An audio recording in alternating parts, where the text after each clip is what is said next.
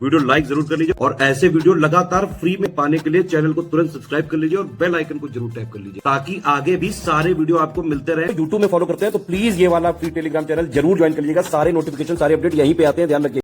नमस्कार दोस्तों, स्वागत है आपका यूपीपीएससी बेस्ट ऑनलाइन कोचिंग के इस यूट्यूब चैनल पर। आज के इस वीडियो में हम लोग आरओ री एग्ज़ाम के लिए हिंदी के एक महत्वपूर्ण टेस्ट का डिस्कशन करेंगे, जिसमें कि टॉप 50 पर्यायवाची शब्दों को देखेंगे।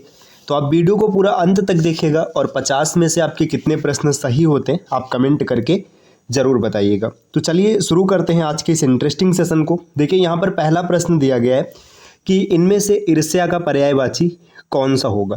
तो देखिए ईर्ष्या का जो पर्यायवाची है जलन, डाह, द्वेष ये सब होता है। तो यहाँ पर डाह दिया है जो कि इस प्रश्न का सही उत्तर बनेगा।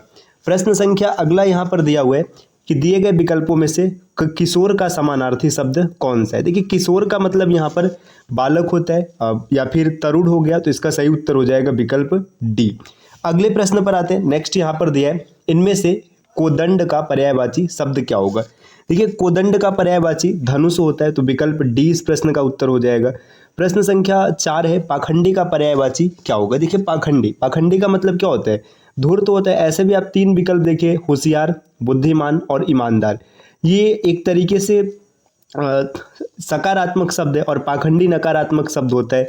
तो आप यहाँ से भी स्पष्ट कर सकते हैं कि पाखंडी का जो पर्यायवाची बनेगा धूर्त बनेगा। अगला प्रश्न दिया हुआ है प्रश्न संख्या 5, आसन्न का पर्यायवाची शब्द कौन सा है। तो आसन्न का पर्यायवाची शब्द जो होता है ये क्या होता है, आसन्न मतलब पास होना, नजदीक होना।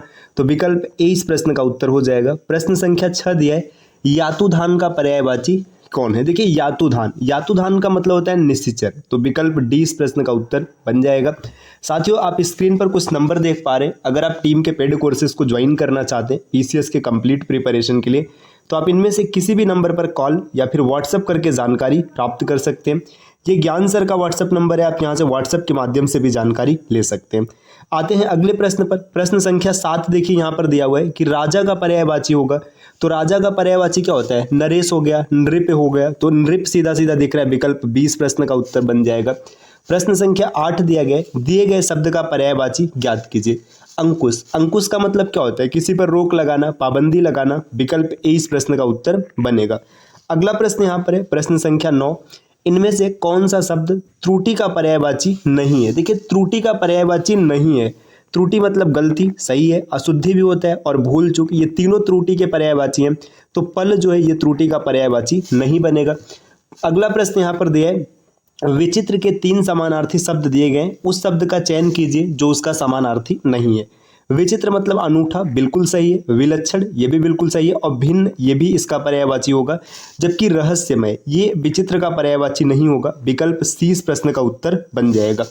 प्रश्न संख्या 11 यहाँ पर दिया है रतिपति शब्द का समानार्थी शब्द पहचानिए। तो रतिपति का समानार्थी क्या हो जाएगा, तो इसका होता है पंचसर। यहाँ पर जो है विकल्प सी यही इस प्रश्न का उत्तर हो जाएगा।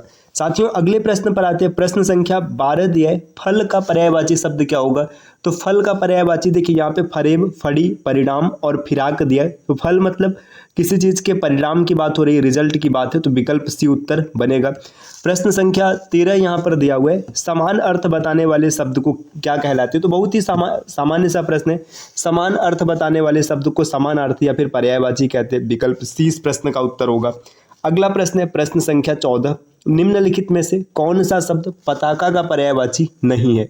अब आपको बताना है पताका का पर्यायवाची नहीं है। तो पताका का मतलब झंडा होता है, झंडा को निशान भी कहते हैं और ध्वज भी कहते हैं। तो ये 3 शब्द पताका के पर्यायवाची है, जबकि प्रस्तर ये प्रस्तर पताका का पर्यायवाची नहीं होगा। प्राची शब्द का पर्यायवाची क्या होगा। प्रश्न संख्या 15, प्राची का मतलब होता है पूर्व। तो विकल्प सी इस प्रश्न का उत्तर बन जाएगा। अगले प्रश्न पर आते हैं। प्रश्न संख्या 16 दिया है थोक का पर्यायवाची होगा।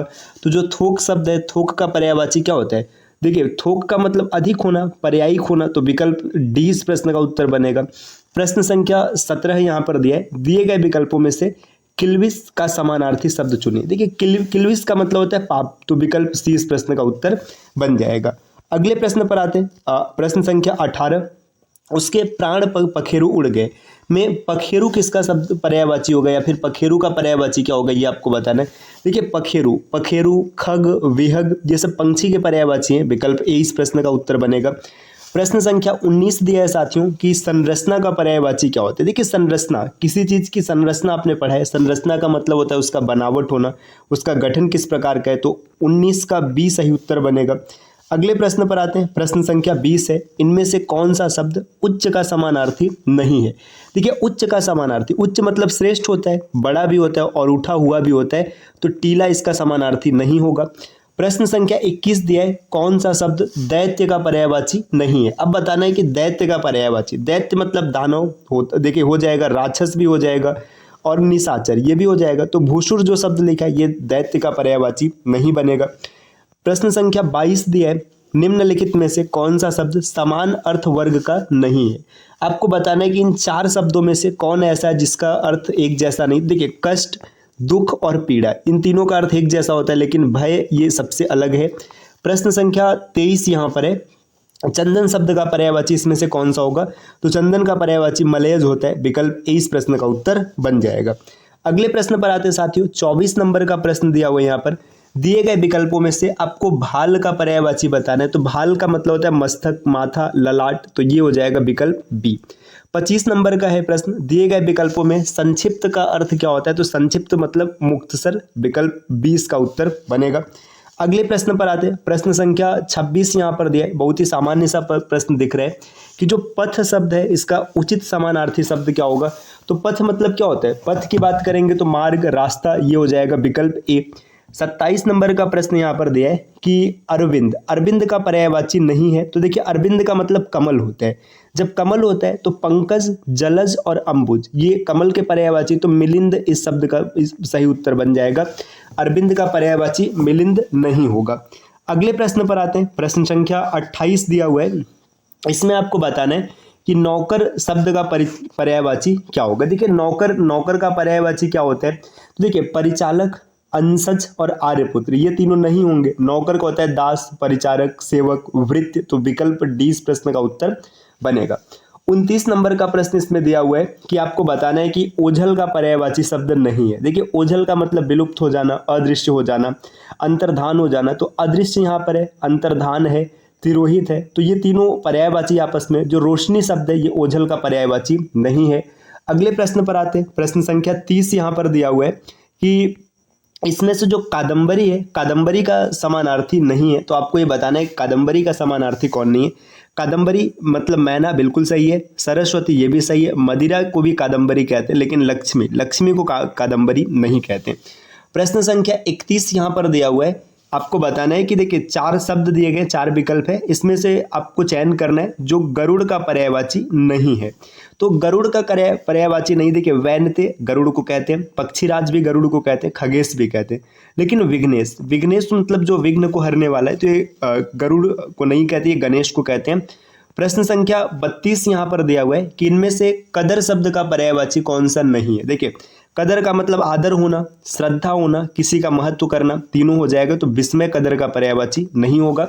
अगले प्रश्न को देखते हैं, प्रश्न संख्या 33 यहाँ पर दिया है कि नम्रता शब्द का समानार्थी होगा। देखिए नम्रता का समानार्थी क्या है, विनीत हो जाएगा, ये इसका उत्तर बनेगा।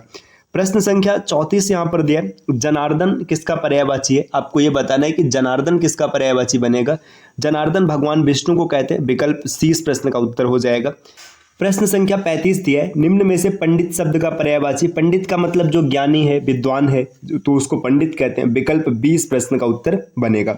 साथियों अगले प्रश्न पर आते हैं, प्रश्न संख्या 36 यहाँ पर दिया है, बाण शब्द के लिए कौन सा उचित विकल्प है। तो आपको बताना है बाण का पर्यायवाची क्या होता है। तो बाण के लिए देखिए सर हो गया, सिलिमुख हो गया, ये सब शब्द लिखे जाते हैं, विकल्प ए उत्तर बन जाएगा। कांच का पर्यायवाची शब्द क्या होगा, प्रश्न संख्या 37 में पूछा गया। तो कांच का मतलब शीशा होता है, विकल्प ए इस प्रश्न का उत्तर बनेगा। नेक्स्ट अगले प्रश्न पर आते हैं, 38 नंबर का, उमापति किसका पर्यायवाची। देखिए उमापति आराम से आप बता पाएंगे, एकदम इसमें कोई दिक्कत ही नहीं बनेगा। 38 नंबर का प्रश्न, उमा किसे कहते हैं, पार्वती माता को कहते हैं, तो यहाँ पर क्या हो जाएगा, उमापति भगवान शंकर को कहा जाएगा। प्रश्न संख्या 39 दिया हुआ है कि इसमें आपको बताना है कि पर्यायवाची नहीं है। धीरज का पर्यायवाची नहीं, धीरज मतलब संतोष रखना, बिल्कुल सही है। धैर्य रखना ये भी है, दिलासा ये भी, ये तीनों पर्यायवाची है, लेकिन तारिणी ये धीरज का पर्यायवाची नहीं होगा।